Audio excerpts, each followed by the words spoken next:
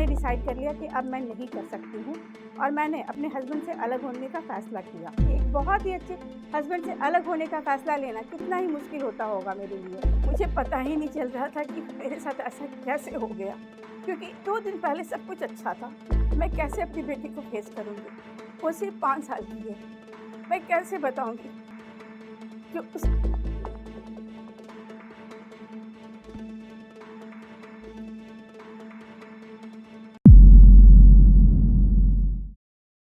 कैसा महसूस होता होगा उस औरत को, जो 2 दिन पहले सब कुछ एक हँसता-खेलता परिवार उसके साथ है और 2 दिन के बाद ऐसा कुछ होता है कि वो पूरा का पूरा परिवार ही खत्म हो जाता है।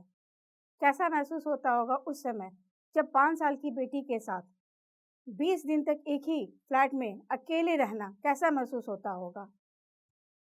100 मीटर की दूरी पे पूरी परिवार उसके बैठी हुई है, लेकिन एक बार भी कोई भी उसमें से नहीं आता है और उसको एक बार गले लगाने के लिए, ये महसूस कराने के लिए कि हम लोग हैं तुम्हारे साथ।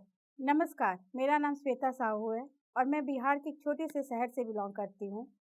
ये किसी और की कहानी नहीं, ये मेरी कहानी है।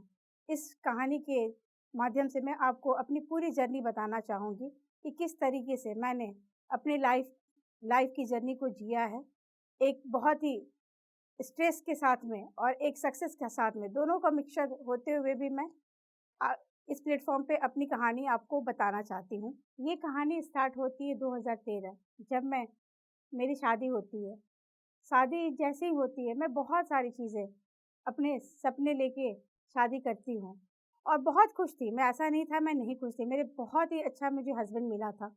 लेकिन जैसे ही शादी के 15 दिन बाद हुई, वही चीज़ें सामने आती है, जैसे घर में हर घर में होती है। छोटी-छोटी चीज़ों पे सास और ननद का ताना मारना।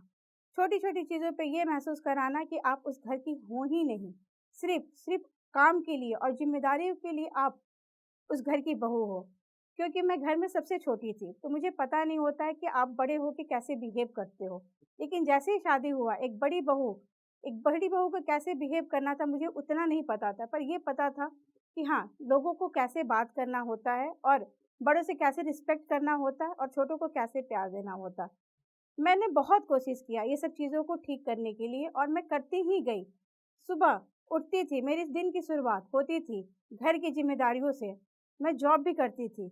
घर की ज़िम्मेदारी के साथ-साथ जॉब करने के बाद मैं जब रात को वापस आती थी, इसके बाद सब लोग अपना आराम से सोफ़े पे बैठ के चाय और अपने आराम से टीवी देखते थे, लेकिन मैं किचन में जाती थी।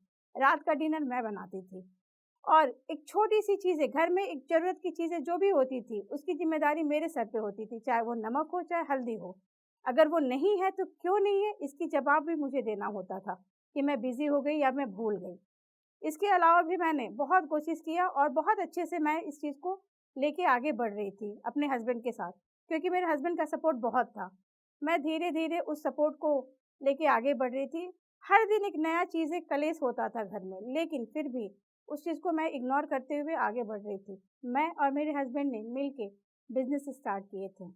हम लोग सुबह 8 बजे जाते थे और रात के 2 बजे वापस आते थे, क्योंकि बहुत सारी मार्केटिंग एक्टिविटीज़ थी जिसको हम लोगों को करना होता था और हम लोग जब रात को आते थे, बहुत ही कम नींद ये पूरी होती नहीं थी, फिर भी हम लोगों ने काम करते थे।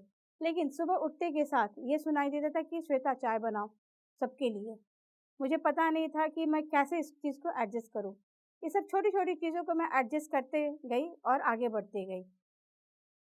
और 2 साल के बाद जब मेरी बेटी हुई, तो हम लोग बहुत खुश थे, बहुत ही ज़्यादा खुश थे। लेकिन जैसे ही मेरी बेटी हुई, एक और ताना सुनने को मिला, "तू इतनी घमंड क्यों कर रही है? तुझे बेटा नहीं हुआ है, बेटी ही हुई है, इतना प्राउड क्यों कर रही है?"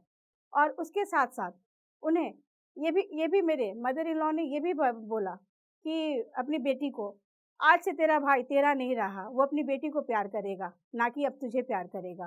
तो मैं ये पूछना चाहूँगी कि क्या हर हर लोगों की जगह अलग होती है, बेटी की अलग होती है, बहन की अलग होती है। अगर कोई बाप अपनी बेटी को प्यार करने लगे, तो बहन को भूलता है क्या? नहीं भूलता है, लेकिन फिर भी उसको जानबूझ के मेंटली इस तरीके से बताया जाता था कि नहीं, तुम्हारी एक ज़िम्मेदारी है और तुम्हें अपनी बहन के लिए मैक्सिमम चीज़ें करना हो। इसके अलावा भी हम लोगों ने किया, बहुत किया। कुछ दिनों के बाद एक छोटी बहन तो साथ में थी ही उनकी, लेकिन उनकी बड़ी शादीशुदा बहन भी हमारे घर में आती है 2 बच्चों के साथ। उन बच्चों का एडमिशन कराती है स्कूल में। मतलब पूरा का पूरा जब मैं सोच के निकली थी शादी के समय, मैं, मेरे हस्बैंड और मेरी फैमिली होगी, लेकिन वहाँ पे एक बिन ब्याही अनमैरिड ननद और कुछ दिनों के बाद मैरिड ननद भी 2 बच्चों के साथ एक ही घर में हम लोग रहने लगते हैं। छोटी-छोटी चीज़ों पे किच-किच होना, वो तो सब समझ में आता है, सब लोग को ये जानता है कि वो होता ही होता है। फिर भी इग्नोर करते रहे और एक दिन ऐसी लड़ाई हुई कि उस दिन मैंने डिसाइड किया कि नहीं, अब सेपरेट हो जाऊँगी, क्योंकि मुझसे नहीं हो पा रहा था। एक 6 महीने की बच्ची और जॉब को होते हुए घर की पूरी रिस्पॉन्सिबिलिटी कोई नहीं कर पाएगा। अगर मैं नहीं कर पाई तो मैं फेल्यूर नहीं थी। मैं नहीं कर पाई तो इसका मतलब ये नहीं कि मैं करना नहीं चाहती थी। मेरी जगह पे कोई और भी होता तो भी ये नहीं कर पाता। 6 महीने की बच्ची, ऑफ़िस और घर की पूरी ज़िम्मेदारी, ये करना आसान नहीं होता था। फिर भी मैं कर रही थी। लेकिन अचानक एक दिन मैं भी बर्दाश्त से बाहर मैंने डिसाइड कर लिया कि अब मैं नहीं कर सकती हूँ और मैंने अपने हस्बैंड से अलग होने का फ़ैसला किया।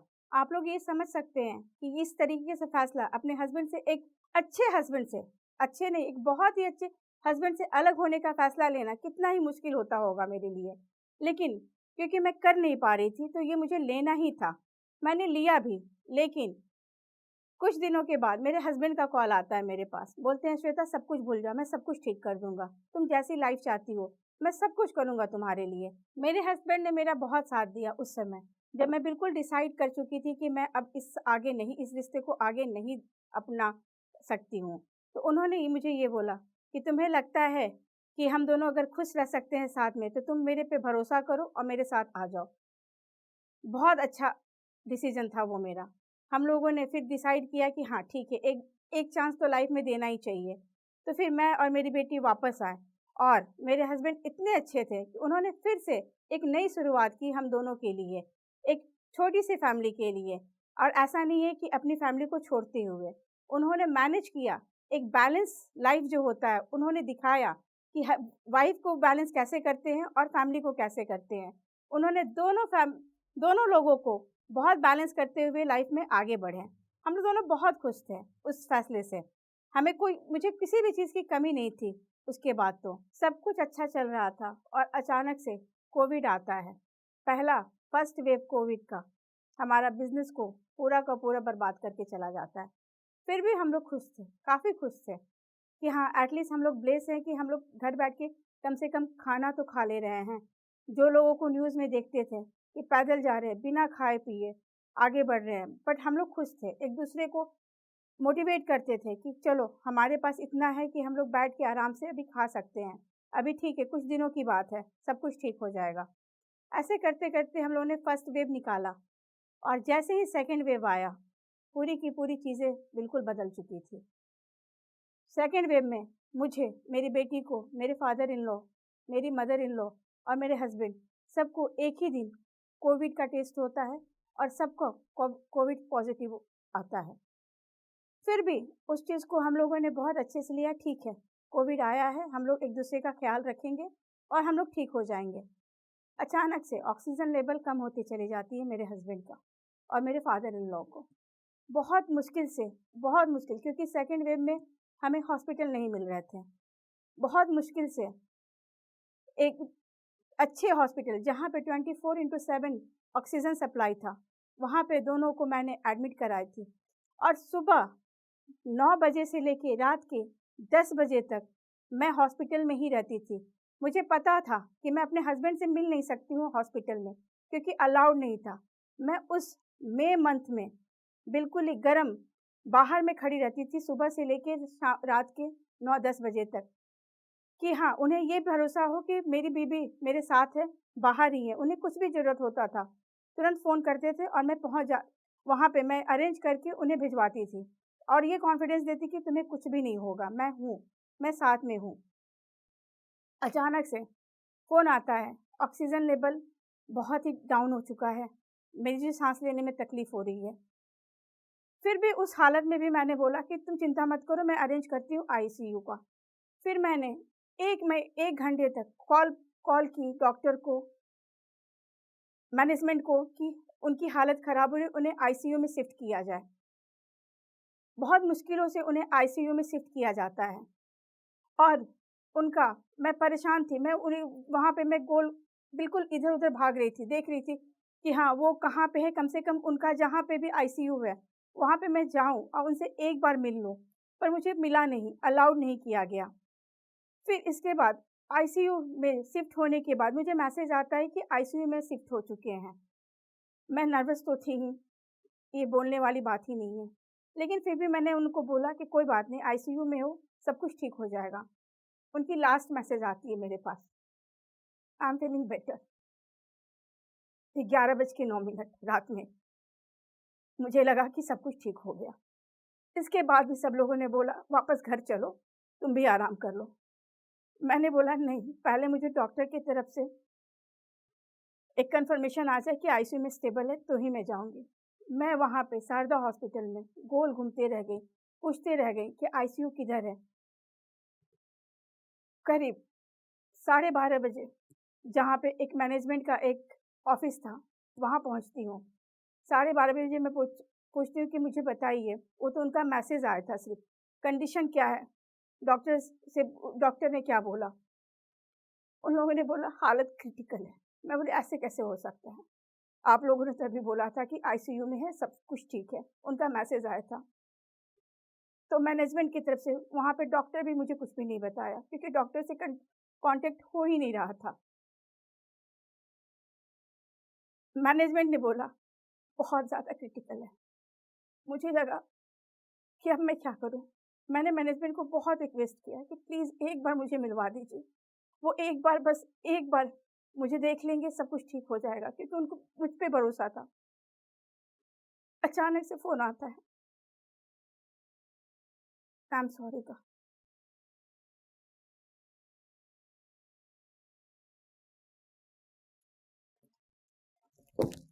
सॉरी सुनने के बाद मुझे ये लगा, अब मैं घर जाके अपनी बेटी को क्या बोलूँगी? मैं कैसे अपनी बेटी को फेस करूँगी? वो सिर्फ़ 5 साल की है।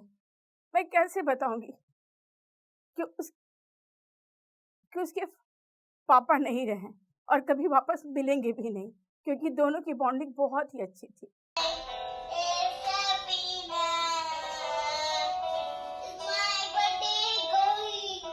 No, your birthday is every day. बहुत सँभाला अपने आप को, मुश्किलों से, जो एक वाइफ़ को वो सब चीज़ें करना अलाउ नहीं था। मैंने वो सब कुछ किया। उनकी लास्ट राइट्स अकेले गई। यहाँ तक कि उस सिचुएशन में भी मेरी छोटी वाली ननद, जिसको वो अपनी बेटी मानते थे, वहाँ तक उनके साथ भी नहीं दिया। वो वहाँ तक भी नहीं आई। जैसे-तैसे घर आई। घर मैं बिल्कुल ही टूट चुकी थी। मुझे पता ही नहीं चल रहा था कि मेरे साथ ऐसा कैसे हो गया? क्योंकि 2 दिन पहले सब कुछ अच्छा था। कुछ भी ऐसा नहीं था कि इस तरीके से मैं सोच सकती थी। मैं जैसे ही घर आती हूँ, क्योंकि सेम सोसाइटी में 100 मीटर की दूरी पे मेरी बड़ी ननद का घर था। वहाँ पे छोटी ननद भी आई हुई थी अपने हस्बैंड के साथ में और बड़ी ननद भी। लेकिन 1 घंटे के बाद मेरी बेटी को भी मेरे पास भेज दिया गया और ये भी नहीं सोचा गया कि वो कैसे सँभालेगी 5 साल की बच्ची उस सिचुएशन में, क्योंकि अभी भी तो 24 घंटे भी नहीं हुए हैं। फिर भी मैं अपनी बेटी को जब देखा, मैं नहीं रोई उसके सामने क्योंकि मुझे पता था कि वो सब कन्फ्यूज़ हो जाएगी कि ऐसा क्या हुआ है। इसके बाद मैं नेक्स्ट डे होता है, उन्होंने पूछा भी नहीं कि तुम 24 घंटे ऐसे सिचुएशन में हो कि ऐसे सिचुएशन में तो सब लोग आते हैं, बट सीधे से बोला आपको कोविड है, हम लोग नहीं आ सकते हैं। आप अपने आप को खुद सँभालना होगा आपको। मुझे लगा कि चलो जेन्युइन चीज़ है, कोविड था क्योंकि ये चीज़ें लाइफ रिस्क है तो मैं क्योंकि मेरे साथ गुज़र रहा था तो मैं इस चीज़ को समझ रही थी।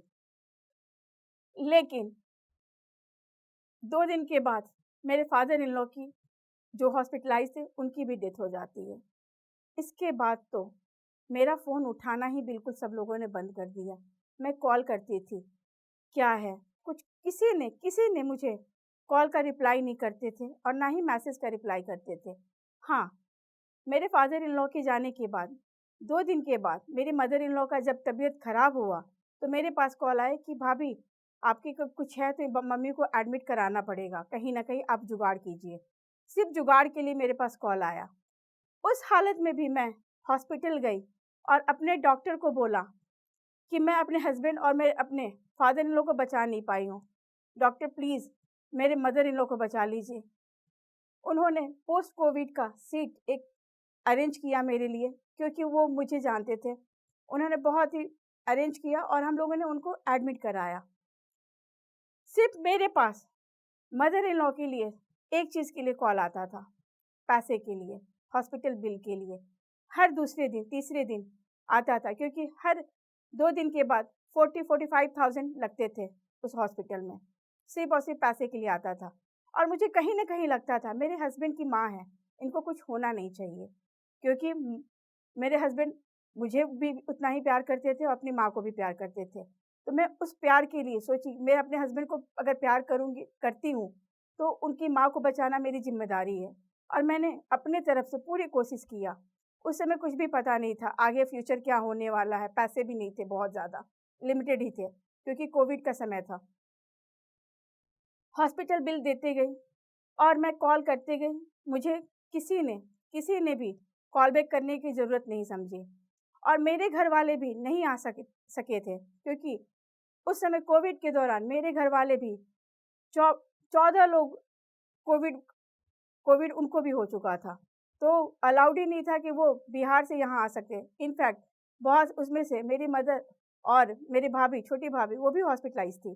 तो वहाँ की भी कंडीशन बहुत अच्छी नहीं थी कि कोई मेरे पास आ सकता। प्लस अगर कोई आना भी चाहता तो गवर्नमेंट अलाउ नहीं करता था। फिर भी मैं अकेले अपने आप को संभालती गई। इसके बाद मुझे लगा कि अब मेरी मदर इन लॉ डिस्चार्ज होगी, सब कुछ ठीक कर देंगी। मुझे ये भरोसा था कि कम से कम उनकी बेटे की जो बेटी है, जो मेरे पास है 5 साल की, वो उनको तो प्यार करेगी, क्योंकि अपने बेटे को अगर प्यार करती हैं, तो पक्का अपनी बेटे की बेटी को तो प्यार करने आएँगी ही। ये कॉन्फिडेंस मुझे था। दिन बीतते गए, 3 महीने, 4 महीने, वो डिस्चार्ज तो हुई, पर मेरे घर के लिए नहीं, वो अपनी बेटी के घर में गई डिस्चार्ज होने के बाद। इसके अलावा बावजूद भी मुझे लग रहा था कि हाँ ठीक है, डिस्चार्ज होके शायद वो वीक होंगी इसलिए नहीं आ रही हैं, या फिर कुछ अभी हेल्थ इश्यूज़ होगा इसलिए मेरे पास नहीं है, क्योंकि वो जब हॉस्पिटलाइज़ हुई थी तो वो मेरे घर में रहती थी, पूरी फैमिली मेरे घर में रहती थी। और मेरे हस्बैंड के जाने के बाद सब लोग बिल्कुल सेपरेट हो गया, मुझे पता नहीं चला क्यों।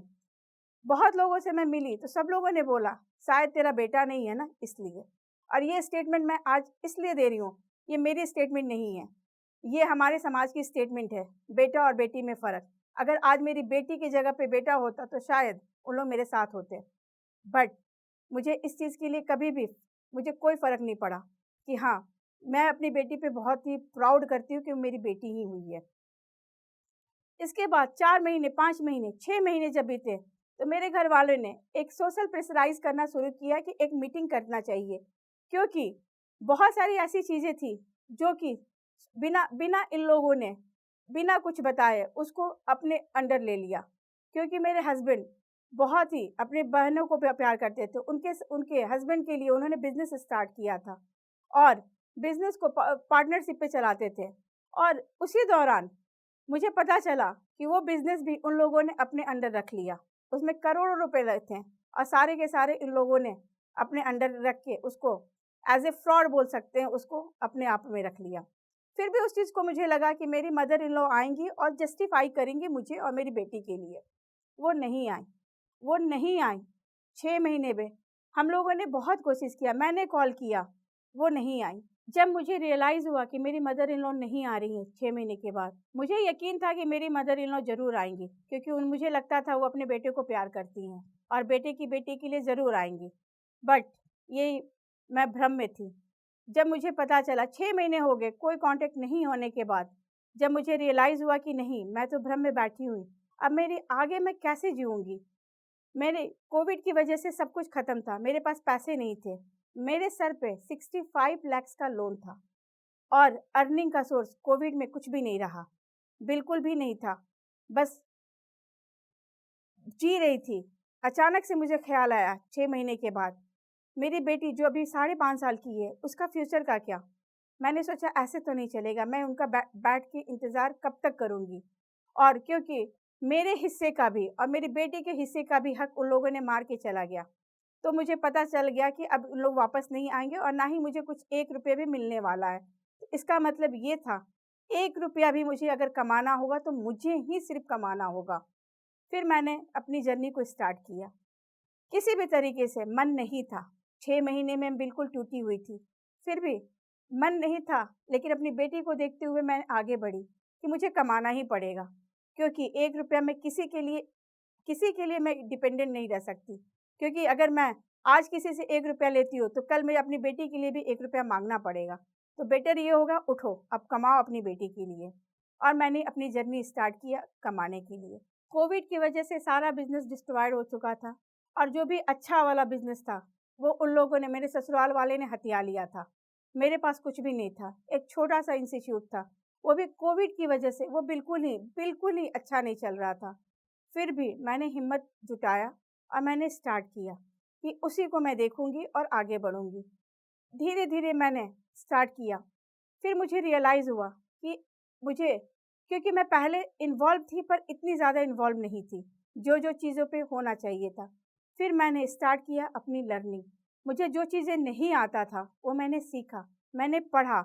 उस चीज़ों पे मैंने रात-रात भर पढ़ाई करके उस चीज़ को आगे बढ़ाया, ताकि मुझे इस कोचिंग को एक एक जो पहले चलता था, जिस नाम से चलता था, उसी नाम से आगे बढ़े। इसके बाद धीरे-धीरे चीज़ें करके चीज़ें ठीक होती गई। एक छोटा-सा मेरा आउटलेट भी था, एक मॉल में। फिर उसको भी मैंने थोड़ा-सा देखा और उसको आगे बढ़ाया, क्योंकि मॉल भी उस समय चल नहीं रहे थे। फिर भी मैंने सोचा कि नहीं, मेरे पति का है, मेरे हस्बैंड का है, मैं और मुझे कंटिन्यू करना ही है उसके लिए। जो मेरे पास बची हुई चीज़ें हैं, उसको मुझे कंटिन्यू करना है। मैंने दोनों को बहुत ही प्यार से, बहुत ही सोच समझ के एक-एक स्टेप करते हुए मैं आगे बढ़ी और चीज़ें धीरे-धीरे ठीक होते चली गई और मैं धीरे-धीरे करके अपने लोन को चुकाने में सफल रही। मैंने धीरे-धीरे काफ़ी कुछ हद तक लोन चुका दी हूँ और आगे भी मैं चुकाने की कंडीशन में हूँ कि मैं उसको चुका सकती हूँ। लेकिन मेरी जर्नी इतनी आसान नहीं थी। कुछ दिनों के बाद जब मैंने मॉल में जो मेरा आउटलेट था, काफ़ी अच्छा जब चलने लगा, जब बिल्कुल ही बंद था तो भी मैंने स्टार्ट किया था, उसको अच्छे से चला के एक स्टेबल जगह पे लाके रखी। तो फिर कुछ मॉल की तरफ से इल्लीगल डिस्प्यूट हुआ और फिर से उसको बंद करना पड़ा मुझे कुछ दिनों के लिए। इसके बाद मैंने हारा भी नहीं। मैंने फिर से कोशिश किया, अगर लीगल है तो ठीक है, कोशिश करते हैं। सब लोगों ने बोला, श्वेता तुम्हारे पास बहुत बहुत ही ज़्यादा का टाइम नहीं है और तुम क्यों परेशान हो रही हो? तुम उसको छोड़ दो, लीगल में मत जाओ। मैंने बोला नहीं, लीगल तो मैं जाऊँगी, क्योंकि वो मेरा हक का चीज़ है। मैं किसी के सामने उसके लिए नहीं लड़ रही हूँ, मैं सिर्फ़ और सिर्फ़ अपने लिए लड़ रही हूँ, क्योंकि वो मेरा चीज़ है। अब मैं अपने हक के लिए ऐसे करते, क्योंकि मैंने बहुत पहले भी बहुत अपने हक को तो छोड़ दिया था अपने ससुराल वालों के लिए। मैं उस पे लड़ी नहीं, क्योंकि कहीं न कहीं मुझे लगा वो मेरी फैमिली थी। चलो अपनी फैमिली के पास ही रहा। बट मॉल के लिए मुझे लगा कि मुझे लड़ना चाहिए और मैंने लीगली उसमें लड़ी और अभी मैं जीती नहीं हूँ, लेकिन मैंने उसको फिर से रीओपन किया और फिर से उसको स्टार्ट करके मैं आगे बढ़ रही हूँ।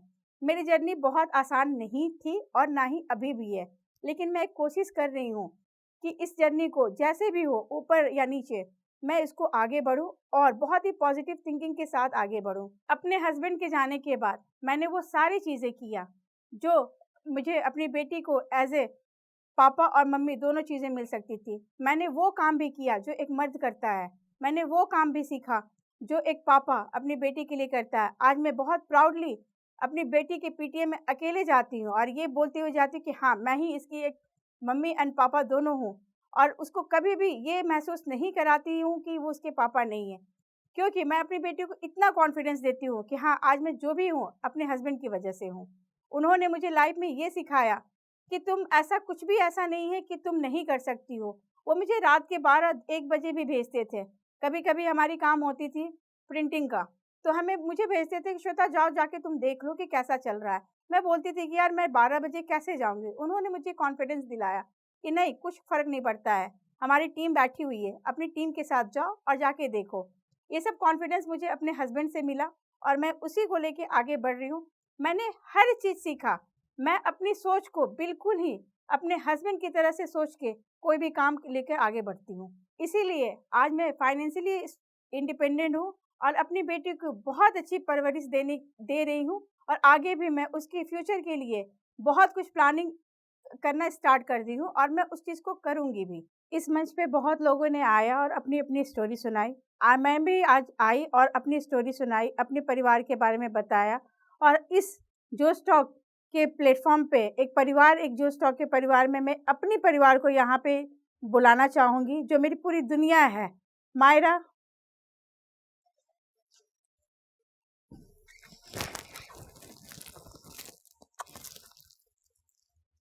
ये है मेरी बेटी मायरा, मेरी ज़िंदगी है कंप्लीट। मैं इसी के लिए आगे बढ़ रही हूँ और मैं आशा करती हूँ कि मेरी स्टोरी जान के आप लोग भी अपनी ज़िंदगी में आगे बढ़े। किसी से पूछा गया वुमेन एम्पावरमेंट क्या है।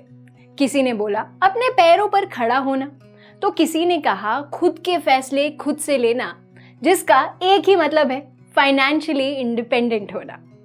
ये मैसेज उन सभी महिलाओं के लिए है जो फैमिली और फाइनेंशियल चुनौतियों के बाद भी अपने लिए, अपने परिवार के लिए, अपने बच्चों के लिए कुछ ना कुछ करना चाहती हैं। अगर आप चाहती हैं तो सब कुछ संभव है, पर जरूरत है तो सिर्फ आपके जुनून की, आपके डिसीजन की और जोश की।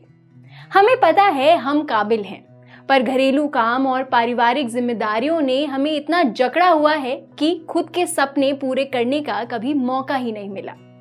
तो आइए अपने हालातों को हराकर जुड़ते हैं जोश talks jobs for women course के साथ। ये कोर्स उन सभी काबिल औरतों के लिए है जो घर पर बैठकर काम करना चाहती हैं और महीने के महीने एक इनकम अर्न करना चाहती हैं, फाइनेंशियली इंडिपेंडेंट बनने के लिए। अब खुद को रोकने का नहीं बल्कि आगे बढ़ने का समय है। पर कैसे, ये जानने के लिए नीचे दिए गए लिंक पर क्लिक करें।